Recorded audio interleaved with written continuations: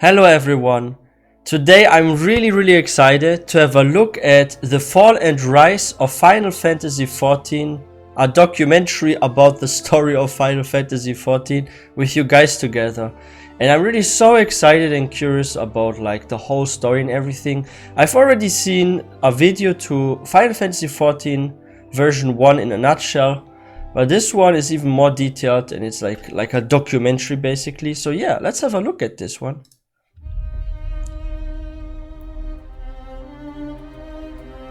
Wow, it even has like freaking epic map here. IGN. That's a cool intro. The Fall and Rise. Hello, Final Fantasy XIV. Welcome to the Fall and Rise of Final Fantasy XIV. A deep dive into how the game we now know and love as Final Fantasy XIV: A Realm Reborn, Heavensward, and soon to be Stormblood used to be called one of the worst MMORPGs Oh yeah. in the 2010 market. Guys, remade. To fully understand the game and its faults, we must pop the time back all the way to 2002. All this chaos and wonder, Final Fantasy XI was announced for the PS2 on May 6th. Oh yeah, I've heard from Final Fantasy X. Like most of the races, or like all the races actually that are from this game are now also in Final Fantasy XIV. Was announced for the PS2 on May 16th, 2002 in Japan, and in November the same year for PC. There were also Mikote and Lalafell, right? But they had different names. For those of you that haven't played Final Fantasy XI, you had to... Oh sorry, 11, not 10. To, My bad. It looked, well, let's just... So yeah, the races are from 11. 2000 tech-ish. Wow. The game was a big hit in Japan, where it didn't really have a lot of competition, with the exception of games like Anarchy Online, Dark Age of Camelot, and RuneScape. Oh yeah, Following RuneScape. the game's release on PC, it picked up speed, and in 2006, the game reported that it had somewhere around 200 to 300,000 active players logging in every day. That's a The game lot. was praised for its graphics and battle system, the two things Square Enix, or SQUARESOFT at the time... Oh, they used to be called SquareSoft. But yeah, those graphics. Like, did you guys actually play it, like Final Fantasy XI? And how is your comparison of Final Fantasy XI to Final Fantasy XIV? Please feel free to share it in the comment section. And yeah, by the way, guys, if you haven't subscribed already, please consider subscribing for more content. I would really appreciate that. And yeah, let's continue this. Themselves with on pretty much every Final Fantasy game. Fast forward to 2005. SquareSoft is now Square Enix, and the company is eager to create a successor to Final Fantasy XI. There were speculations internally whether or not to make it a direct sequel to Final Fantasy XI, a Final Fantasy XI-2. This had worked before with Final Fantasy X, but it was unclear how this would work in practice. At this time, Final Fantasy XI was on its second expansion, Chains of Promathia, and the active player numbers were still rising. However, I feel like this game must have been pretty lit at this time. Title Final Fantasy game, and work on the game started sometime. And this was 2002. Codenamed Rapture. The developers were still worried that making it a main series title would be risky, as the features they were planning to implement were considered too radical internally. Also, just to clarify, the too radical part means that they were trying to make it a little different from Final Fantasy XI. Little bit. The staff hired for Codename Rapture was producer Hiromichi Tamaka, the head honcho and original producer of Final Fantasy XI. The director was Nobuaki Komoto, who himself was the director of Final Fantasy XI. The game's writer... Wait, I know his face. So she was the one that made Final Fantasy XIV, right? And then Yoshi P took over. Yeah, I think that's the same guy, right? Yeah, Nobuaki. I think I remember now. Fantasy XI. The game's writer, Yaoko Sato, had been the main scenario. Oh, she's responsible for the lore of the game. You guessed it, Final Fantasy XI. Are you noticing a pattern here? Because I am. So let's go over the battle plan. The game was to be built around a main story, complemented by side stories. Also, leaves. Guild leaves were supposed to be the future of MMOs, according to Square Enix. The goddamn Wait, they had everything that Final Fantasy XIV has every now. promotional material for the game. That's crazy. But we'll get to that later. Unfortunately for Sato, the incredibly inefficient work environment and lack of communication between departments, the setting and gameplay had already been decided before she was brought on board as the main scenario writer, which meant Yo, that's not good. You don't do that. Like, why would you leave out the writer that's responsible for like the whole story, everything, and be like, you know what? Let's start the game without the writer. It doesn't matter if it's like too love friendly or something. Oh no, it's terrible.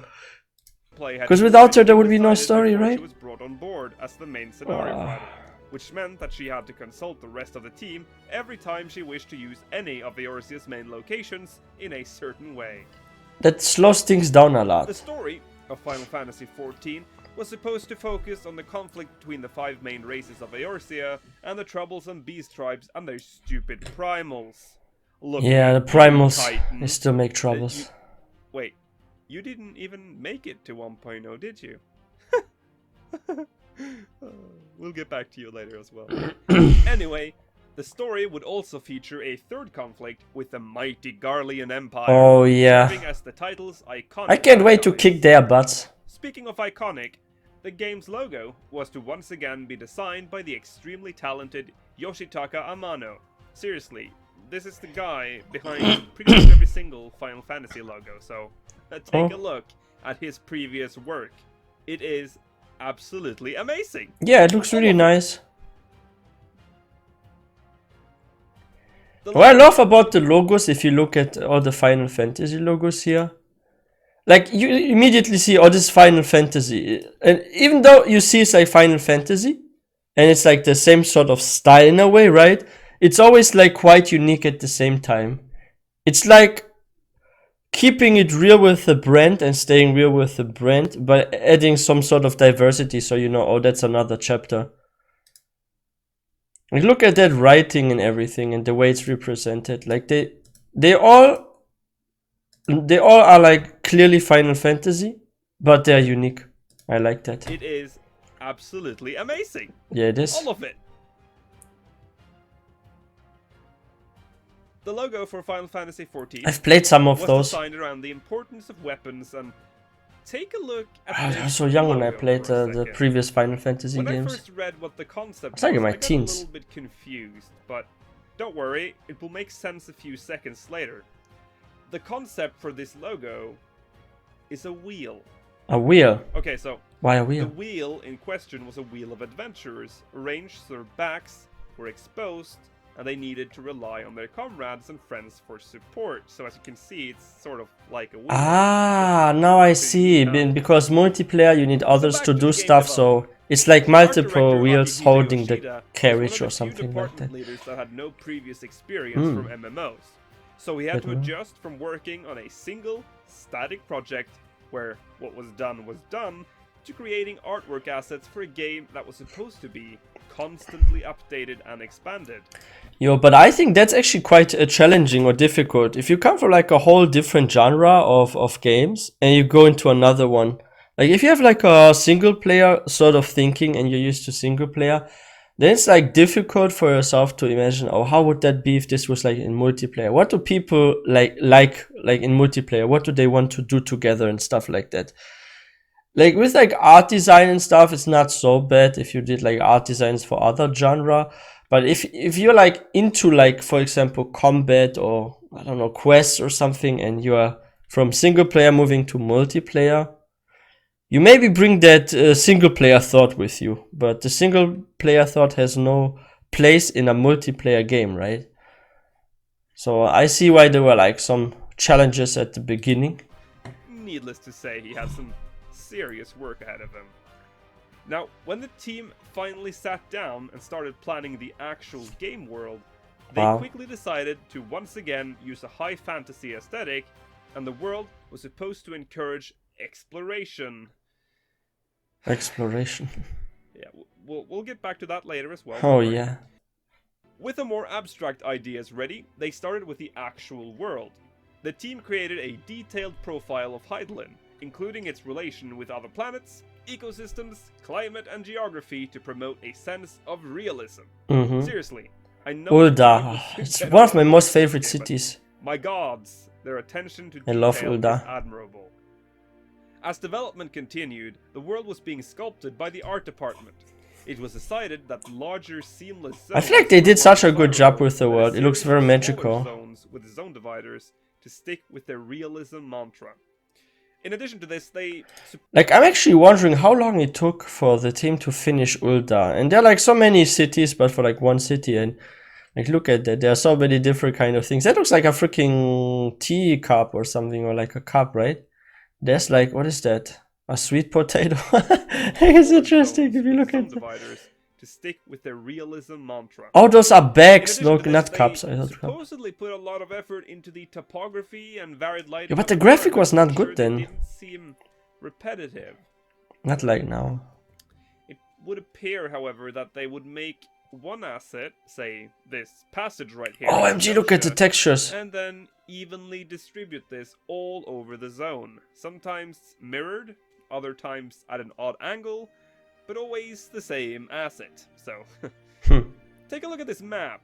This is standalone as it appeared in the original release. OMG, like, if I had this kind of map, I would immediately get lost. Like, look at this. Like, I'm glad we don't have this map anymore.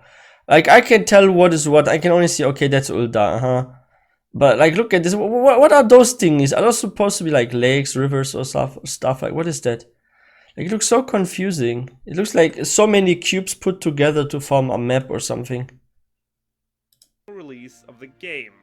Look at this area right here. Then notice how many times this exact asset is repeated. Not only that, but the lighting they put so much effort in was not actual light. It was a very simple light map put straight onto the ground textures. And yeah, the environment didn't have any shadows. OMG. Yeah, I'm gonna say that Only the again. player has shadows. It didn't have shadows. Shadowless This environment. made day-night cycles awkward, as there was no Yeah. actual global illumination. But it was still per under se in development, the so maybe they environment. added later. To solve this, they added a blue tint at night. A blue tint. Why blue tint? This made things such as campfires and lampposts look dull and not really lighting up anything at all. So Yeah. Looks too dark. seriously, Square, what were you thinking? This looks ridiculous. Let's look at some map designs again, shall we? Like this one for Lenosha. It's actually one of the less horrible ones. Still a lot of copy paste. Yeah, this is a bit but better. There is But that's probably because of those mountains, right? So the areas are like smaller here. So if it's smaller, it looks less that cubic. all 1.0 players dread. One. So Trigger warning, what? So evil. Few even bear to I like this listen to documentary a own lot. soundtrack. He did a good job with it. Oh, ladies and gentlemen, I present to you the Black Shroud 1.0. Holy Seriously, look at shit! What is this? Look at this. Labyrinthian or what? Remember that someone at Square Enix What the heck? Like, I would get lost here immediately. Like, look at that. Like, it's like individual paths that are not connected. They have like stuff in between. Like, what the heck? Like, if there was a quest somewhere here, I'm not gonna lie, guys. If it was like up here, and I'm somewhere here, I would probably walk like this, and I would end up here instead of here. Like, I would be on the left side, but I had to go to the right side. Oh my gosh, that's like a freaking labyrinthian. Seriously, look at this. It's a labyrinth. Look at this, and remember that someone at Square Enix gave this design a thumbs up. This is the single worst case of copy-paste corridor waffle maze design crime I have ever OMG. seen. It's just stuff put together. It really looks like Open areas in copy-paste. this map are these things, and What they're is just that? easily copy-pasted throughout the intestine that is the 1.0 shroud. And this river. This goddamn river. I probably would just use not a map at all, just run around and look In around. fact, they might be the best part of the entire game. They were first drafted using a storyboard followed by motion capture to create the scene in a digitized. Oh, they did that? And let's be honest, guys. Final Fantasy 1.0's cutscenes were impeccable, even by today's standards. Most impressive were the Yeah, I think those actors must have had fun. I actually would love to do that. Get into some kind of suit and borrow my movements to like freaking characters. guys. Final Fantasy 1.0's cutscenes were impeccable, even by today's standards. Most impressive were the scenes that were voiced, as the lips were actually synced to the voice, making the scene look just like one you'd see in a That looks nice. single-player game. Oh no, oh no, oh no. No, no, no, no, no, no.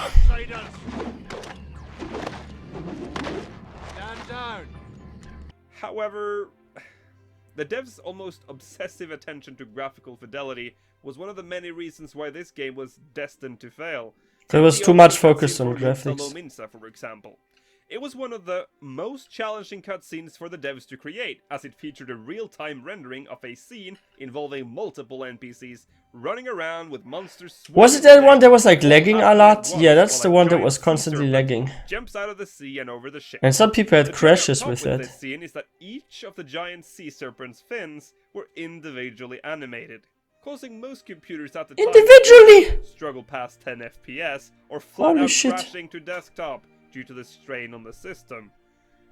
The engine responsible for this mess was Square Enix's own middleware engine, Crystal Tools. Originally used in Final Fantasy XIII. The engine was customized to better fit Final Fantasy XIV, but as you've just seen countless examples of, customizing won't sometimes do the job. Rendering its internal structure Holy shit. broken.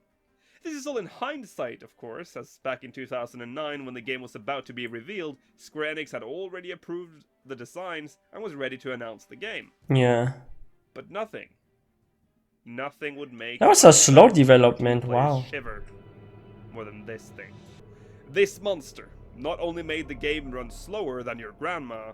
Yeah, it's like you're walking in time-lapse or something, and there's still no shadows, as you can see. It was everywhere in the main cities. This monstrosity is known by many names, but the most common name... The Slow Walker. ...is Flower Pot. Flower Pot. Flower Pots. Right. But that's all the time we have in this video. In the next yeah, episode, the we will flower look pot closer would at the make flower this pots and the rest of the world design. Oh, that's just part one. There's a thank you so second much part for too. watching. We should hope watch I that one didn't next. bore you to death. If you're still alive, No, this was make actually sure you like interesting. the He did video, a good and pray for the job. continuation. And leave a comment with your best or worst memory of 1.0. Or just let me know what you think of the video. That works Oh, wow. too. And hey, subscribe as well to get notified when the next part is out. I'll be back in part 2 of The Fall and Rise of Final Fantasy XIV. May you ever walk in the light. That's for another day. Oh wow. It was a really interesting documentary. We had like a lot of insight on how like movements were and that there were like no shadows and stuff. Like, OMG. It was like also like pretty often delayed, right? Like they were starting it, then there were like issues, and then they had to do it all over. Wow, how long did that actually take in total to be developed, that game? This must have taken like many years and always like cancelled and redone and this and that. But yeah, using a single player engine for a multiplayer game, that's no good idea. That's never a good idea. Because if like many people log into like a certain world or like a city, like there's even more information than you will have in, for example, a single player game, and people are just gonna burn their freaking computers, or that game or server is just gonna crash, like seriously. But it's interesting to see how it was and how the movements were, like it's this kind of like slow motion sort of like movement there. OMG, I'm lucky, we are lucky that we don't have this shit. Like I'm glad that Final Fantasy XIV is the way it is now. Yeah, we have freaking shadows, that we got like a new engine, and how it now became one of the most popular MMOs. Like it's crazy now, every day when I try to log in, there's like this big queue. Even though they sort of like fixed it by kicking like idle players, I still have constantly like queue 50 plus, 100 plus. And that on servers like that are not super populated, like Lich for example. Because I've noticed if I try to go on, for example, on the European data center, on Light, for example, if I go on Phoenix or Odin, it's even worse than on Lich, I've noticed. And I have like multiple characters. But it's interesting to see how the development went. And yeah, Final Fantasy XI and Final Fantasy XIV, they have so much in common. I'm pretty sure they were like heavily inspired by that. That's why we also have the same races and same zones and stuff, right? But yeah, this was interesting to watch. If you guys are new to this channel, please don't forget to hit that subscribe button. And don't forget to like this video if you like this one. And yeah, I will soon be back with some more Final Fantasy XIV live streams. You can follow me on Twitch. And yeah, I wish everyone a wonderful day. I will see you guys next time.